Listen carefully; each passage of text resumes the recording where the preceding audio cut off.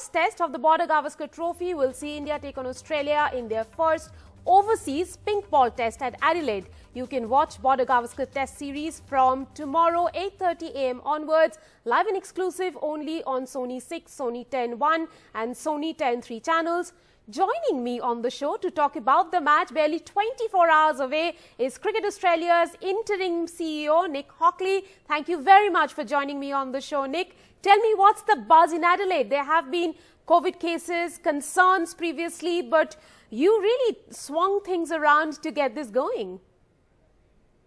Absolutely. There's huge excitement. I think from the moment that India arrived in the country, there's just been this fantastic atmosphere. We've seen just a great contest and such close competition with the ODI series and the T20 series.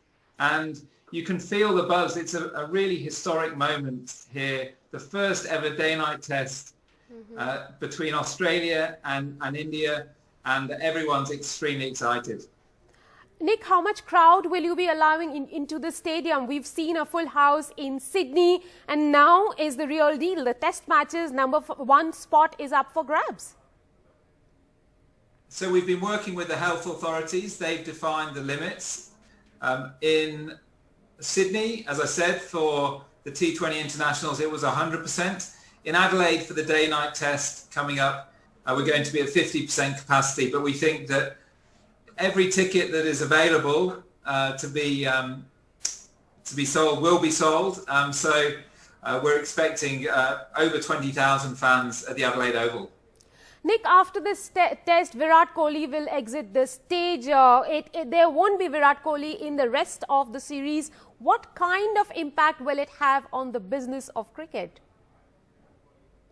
Well, he's clearly a superstar of world cricket, but bigger than that, he's a superstar of world sport. So everyone has really enjoyed watching him, and I think to see him lead Team India in person is a big moment for any cricket fan.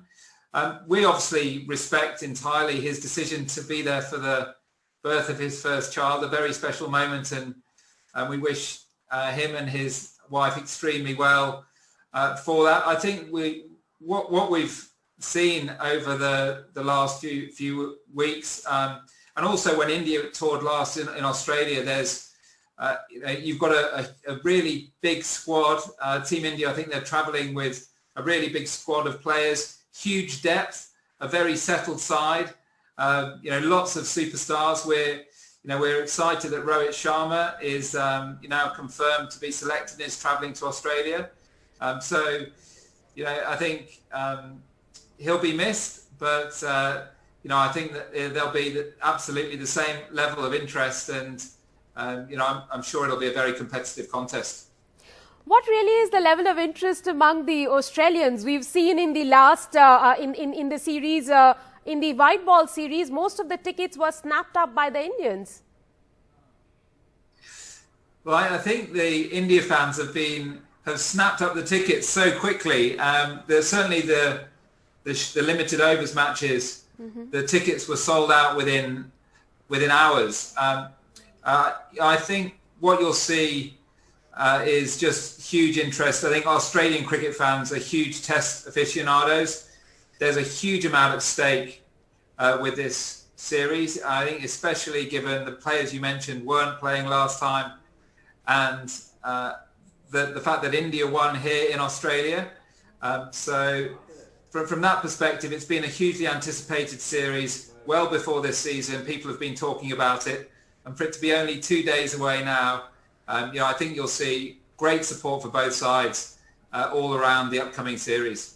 Nick, you've said that there has been a great deal of anticipation. There's been a lot of hype. Let me put you on the spot and ask you, which is the biggest rivalry in Test cricket now? Is it Ashes or India versus Australia? Well, I think they've both got their unique histories.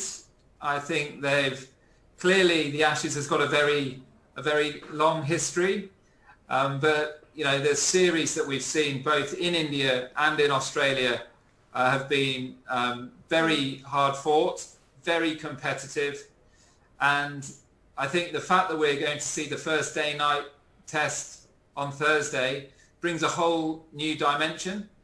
And I think beyond that, especially given the year that it's seen, the importance of having